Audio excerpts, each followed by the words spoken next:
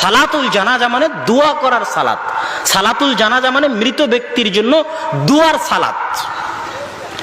ওই সালাতুল জানাজায় আল্লাহু আকবার তাকবীর দিয়ে সূরা ফাতিহা, দ্বিতীয় তাকবীর দিয়ে দরুদ শরীফ, তৃতীয় তাকবীর দিয়ে যে দোয়া আল্লাহ এবং আল্লাহর রাসূল শিখিয়ে দিয়েছে, আল্লাহুম্মা গফির লাহু ওয়ারহামহু ওয়াফু আনহু, আল্লাহুম্মা গফির লিহাইয়িনা ওয়া মাইয়িতিনা ওয়া শাহিদিনা ওয়া গায়বিনা।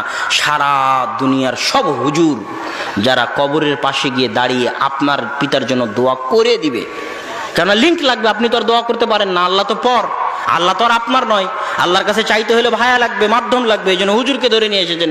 তো সারা পৃথিবীর সব হুজুর মিলে যত দোয়া করবে, আল্লাহর রাসূল এই দুটো দোয়াই যা শিখিয়ে দিয়েছে তার সরিষা সমপরিমাণও দোয়া করতে পারবে না। তো এই জানাজার সালাত দেওয়াই হয়েছে দোয়ার জন্য। জানাজার সালাতে আসসালামু আলাইকুম বলা হলো মানে কি শেষ হয়ে গেল? দোয়া শেষ হয়ে গেল।